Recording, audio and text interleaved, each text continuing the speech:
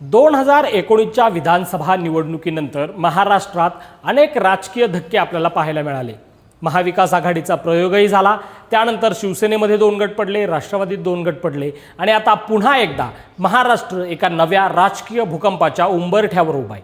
यावेळेस नक्की काय झाले, यामध्ये कुठला पक्ष सत्तेत सहभागी होतोय आणि त्यामध्ये शरद पवारांचा नक्की काय रोल आहे, हे सगळं आपल्याला जाणून घ्यायचंय। आणि शरद पवारांच्या राष्ट्रवादीचे आणि भाजपची नक्की काय चर्चा सुरू आहे, पडद्यामागे काय हालचाली सुरू आहेत, ते सगळं आपण या व्हिडिओत समजून घेणार आहोत। नमस्कार, मी अभिजित दराडे आणि तुम्ही पाहायला सुरुवात केली आहे पॉलिटिकल महाराष्ट्र। गेल्या काही दिवसांपासून राष्ट्रवादी काँग्रेस शरद पवारांचा गट हा भाजप सोबत सत्तेत सहभागी होऊ शकतो याच्या चर्चा सुरू होत्या। खरं तर या चर्चा अगदी अजित पवार सत्तेत असल्यापासूनच सुरू झालेल्या होत्या, कारण राष्ट्रवादी काँग्रेस आणि अजित पवारांचा पक्ष हे दोघंही शरद पवार आणि अजित पवार या 2 पक्षांमध्ये 2 नेत्यांमध्ये खरं तर गेल्या कित्येक दिवसांपासून चर्चा सुरू होत्या। मात्र अजित पवार यांच्या अकाली निधनानंतर या चर्चांना ब्रेक मिळाला।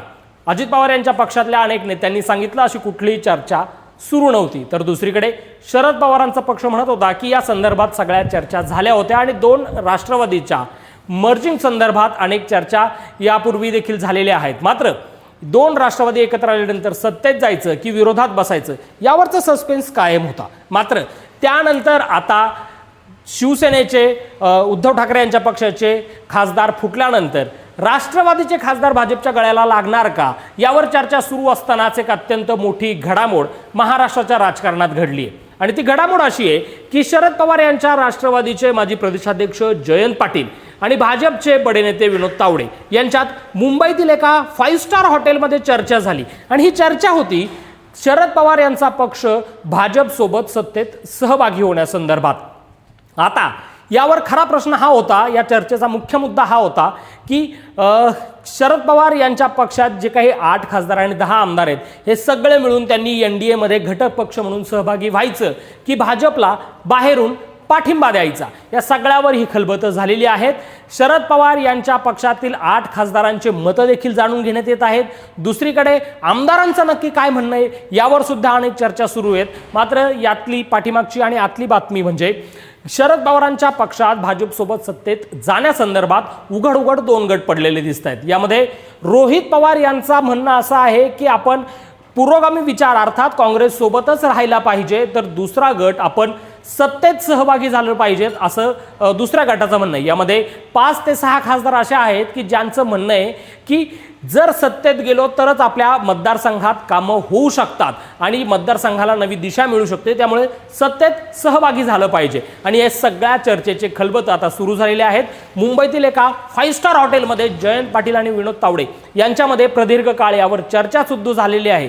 त्यामुळे महाराष्ट्राच्या राजकारणात येत्या काळात एक मोठा भूकंप येऊ शकतो। खरं तर शरद पवार यांच्या राजकीय खेळीचा अंदाज कोणीही बांधू शकत नाही। शरद पवार हे आपल्या राजकीय धक्कातंत्रासाठी कित्येक वर्षांपासून प्रसिद्ध आहेत। त्यांची राजकीय कारकीर्द सुद्धा राजकीय धक्कातंत्रामध्येच पूर्ण आपण पाहिलेली असेल आणि आता भाजपसोबत सत्तेत सहभागी होण्यासाठी हा एक मोठं पाऊल राष्ट्रवादी काँग्रेसकडून उचललेलं दिसतंय।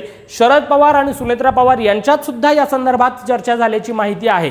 तर यावर आता अनेक राजकीय पक्षांमधून सुद्धा प्रतिक्रिया यायला सुरुवात झालेली आहे। यामध्ये काँग्रेसकडून याची स्पष्ट या सगळ्या चर्चेवर शिक्कामोर्तब करण्यात आलेलं आहे। काँग्रेसचे नेते विजय वडेट्टीवार यांनी तर स्पष्ट भाषेत सांगितलेलं आहे की शरद पवार आणि भारतीय जनता पक्ष यांच्यामध्ये 100% चर्चा सुरू आहे आणि आता निर्णय शरद पवारांना घ्यायचा आहे की पुरोगामी विचारांसोबत राहायचं आहे की आपली विचारधारा सोडून भाजपसोबत सत्तेत सहभागी व्हायचं आहे। दुसरीकडे रोहित पवार यांनी या सगळ्या चर्चा फेटाळल्यात। ते म्हणतात की अशी कुठल्याही प्रकारची चर्चा या उभय पक्षांमध्ये नाही आहे। आम्ही भाजपच्या विरोधात लढणारा एक गट आहोत आणि भाजपच्या विरोधातच यापुढे आम्ही लढत राहू असं रोहित पवार म्हणतायत। मात्र रोहित पवार भाजपसोबत जाण्यासाठी अजिबात इच्छुक नाही आहेत आणि त्या या निर्णयासंदर्भात आपली नाराजी सुद्धा त्यांनी वारंवार बोलून दाखवलेले आहे। एका वृत्तवाहिनीच्या मुलाखतीत सुद्धा रोहित पवार यांनी सांगितलं होतं की जर अशी काही वेळ आली तर माझा राजकीय निर्णय घेण्यासाठी मी मोकळा आहे, कदाचित काँग्रेसमध्येही मी जाऊ शकतो, त्यामुळे येत्या काळात नक्की काय घडतंय आणि शरद पवारांचा पक्ष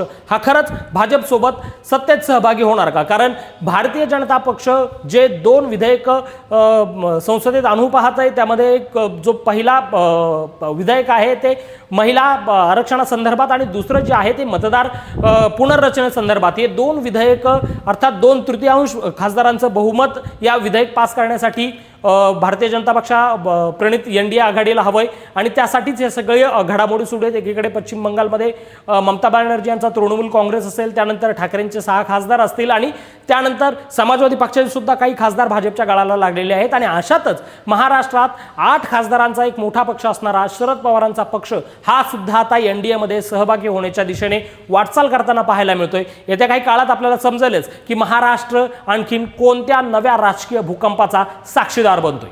या व्हिडिओत इथंच थांबूयात. धन्यवाद.